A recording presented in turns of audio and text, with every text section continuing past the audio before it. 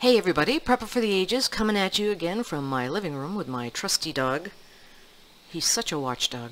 He just watches for snacks. Want to talk a little bit today about Venezuela. Taking a look at SHTF and what happens when your economy collapses, your system collapses. The people in Venezuela are starting to become extremely resilient. And I'm seeing a lot of videos coming out where, people used to have jobs, they used to go to the job, they used to have the commute, the job, be employed by somebody. And that isn't happening now. So people are starting to flex, meaning that they are coming up with their side gig as their main gig, or having something that to us looks like a side gig, but it's basically giving them the money in order to go buy the food for that day and at least live hand to mouth.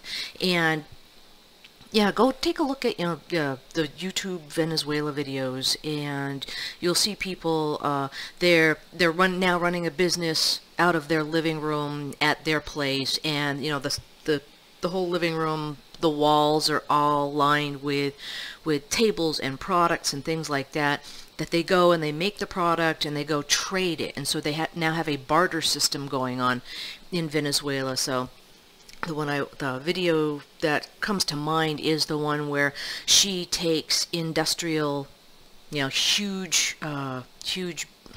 amounts of soap and shampoo and whatnot, and she goes and finds bottles and she packages them, washes out the bottle, she packages them into smaller bottles and then sells them to her neighbors and her friends and the people around. And in it so she gave an example of, she gave some bottles to her neighbor, and her neighbor gave her an entire, I would say a dozen loaves of bread. So that was something that she was doing in order to feed her family, in order to keep things going. And it was, I'd like to point out the barter system, and she was being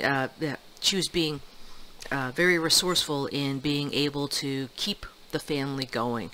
And in grid down situation, and grid down has happened in Venezuela, that's the thing you have to do. You have to figure out what you have and what you can do with it and what will turn into being able to keep going.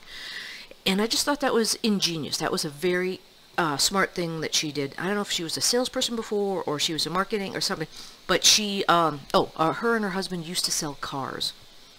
Now, nobody can afford to buy a car. Their car, I guess, had broken down and was just stripped for parts. But that's something she did do in order to make ends meet. And the other thing she did, which was very, I don't know if it was sad or whatnot, she was slowly selling the things in her household in order to keep going. And so I'm not sure how sustainable that is once everything is gone, but it looks like there's going to be another chapter of her story after everything is sold. She only has her business that was somewhat sustaining, but yeah.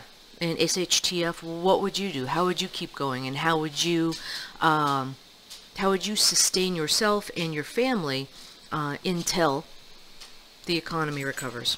Okay, all right, something to think about. Okay, Prepper for the Ages signing out for now.